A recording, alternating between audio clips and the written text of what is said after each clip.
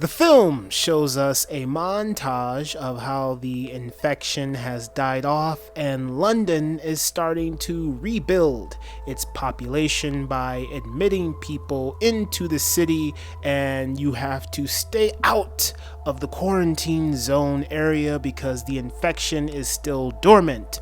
So they are not only letting in adults, but for some reason they are starting to admit children, which does not sit well with Scarlett, who is a U.S. medical officer played by Rose Byrne. Green and brown. One of your parents have the same? My mother. She did. We meet Andy, played by Macintosh Muggleton, and his sister Tammy, who is played by Imogen Poots, and these are Don and Allison's children. Access all areas. That's me. I basically run the place, you know? No, you're the caretaker, really, aren't you? No, I run the place.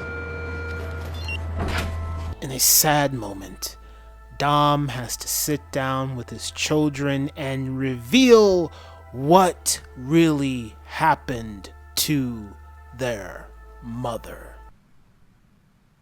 I've seen them painting. Unfortunately, Don ends up lying to his kids, saying that he saw her get bit when he didn't see her get bit. He ran away like a coward. Was there nothing you could do?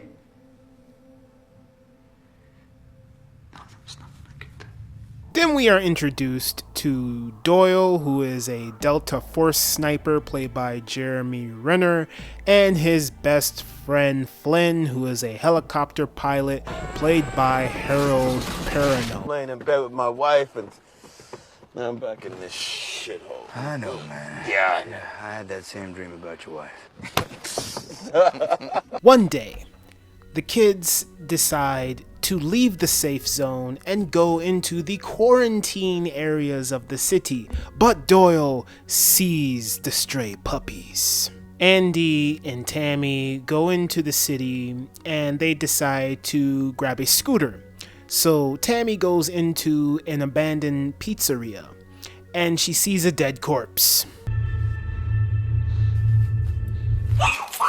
At that moment, I don't know why you decided to continue on with this mission. You should have just turned back and went home. Let's go. And on top of that, you don't know where that helmet has been. No! As they stroll down the deserted streets of London, it is reminiscent of scenes from the previous film.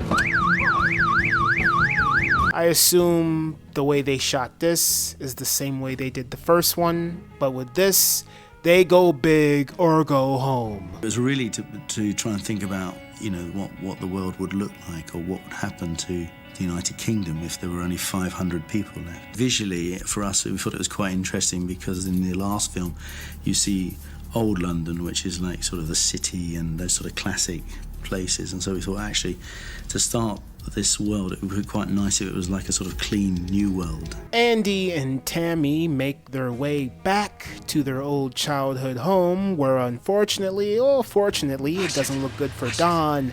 Andy finds his mom, Alice, still alive. Don goes to confront his children, knowing that he is fucked because they give him the news that his wife is still alive. You done fucked up, you know that, don't you? Once he confronts his children confront him, and they want answers. They want the truth. But unfortunately, their father Don can't give them the truth, and so he cowards away like he usually does.